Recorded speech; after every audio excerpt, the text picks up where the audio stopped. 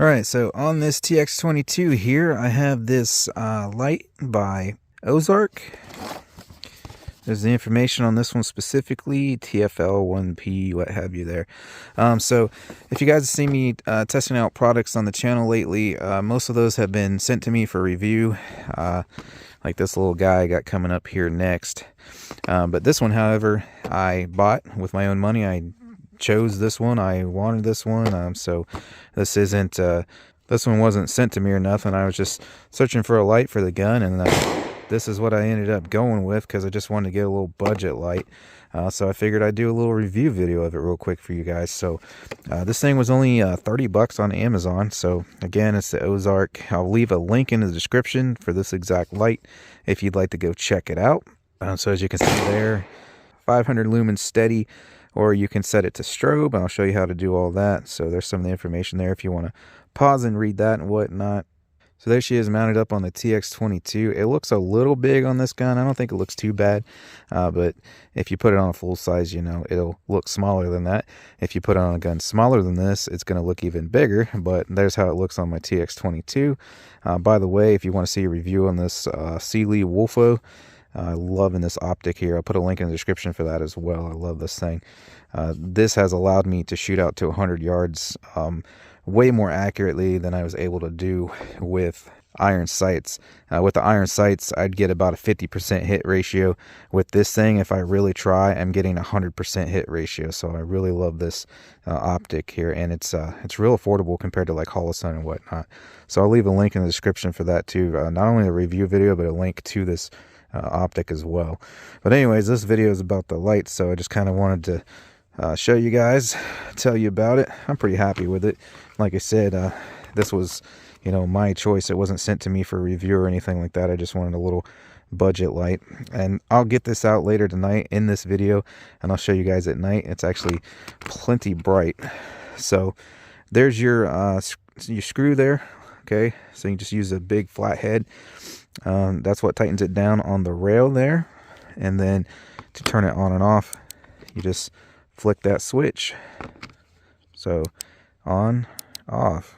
Oh, I hit strobe there. So the way the strobe works, you can actually, you don't have to click it. I know you guys could hear the clicks. You can just tap it like that, and it's like a millimeter to switch back and forth between stay on and strobe. So if you turn it on and off too quick, if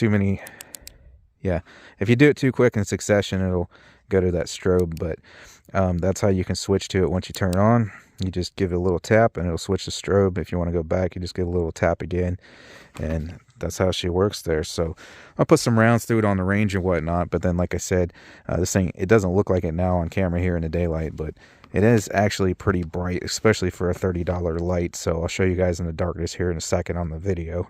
But for those who would ask, this will fit a ton of guns, even some compacts. It just depends on how long your rail is in relation to your trigger guard there. Plus in the reviews, you can see all kinds of people saying, oh, it fits this gun, it fits that gun and whatnot. And was able to find that it fits most compact to full-size Tauruses like this. But again, this is a TX22, if that gives you any idea on the size there. But it'll fit a lot of different guns. Anything that's got your 20mm Picatinny rail here, as long as there's enough room in front of your trigger guard. And also on a longer pistol, you know, you don't have to have it all the way out at the end like I do here. If you got a longer barrel and a longer rail, you can, you know, mess with it a little bit. If you have more than one notch on your pick rail, you can pick and choose where you want to put it. So yeah, but it's a universal fit. So anything with that pick rail, as long as there's enough room there, it's gonna fit. So you might have some issue with some subcompacts, but I feel pretty comfortable saying it's going to fit 90% or more of compacts. Subcompacts, it depends on which one it is, and it'll fit any full size that has that rail.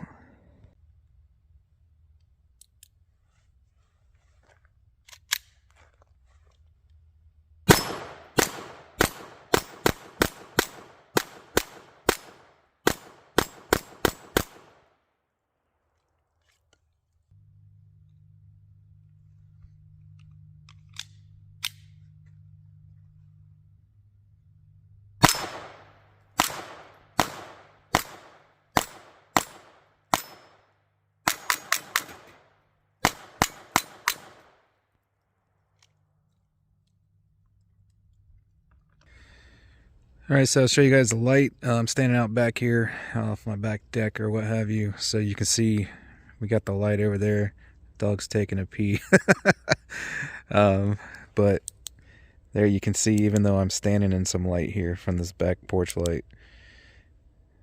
Oh, I accidentally flicked it. But the strobe looks way better in person. Every time I do a strobe on the camera usually doesn't pick it up that good, but you guys will see it kind of flickering on camera, but it looks way better in person. It's just something with the frame rate. It doesn't pick it up right. So anyways, there's the light. Obviously, those cars are already lit up from that pole light. Yeah, it's about 35, 40 yards. Back here, well, it looks like that's in the way. Let me show you from the other way there. Those trees right there, back behind that fence, that's a good 50, 60 yards probably, but it's reflecting off of this. Let me show you something else. I'm going to light up these trees down in the corner here real quick, but only for a few seconds. I don't want to freak my neighbors out or anything, but it's about 50 yards down in this corner. And, well, pine trees in the way, but you can see it reaches 50 yards there, all right. So it's not the brightest light ever, but I say it's good. Clear out the, at least 50 yards or so. You can see with it just fine. Plus, it's not pitch black out here. The skies are kind of blue, and I am standing in the light here. Anyways, not too bad for $30. Link in the description if you want to check it out. Thanks for watching. Catch you on the next one.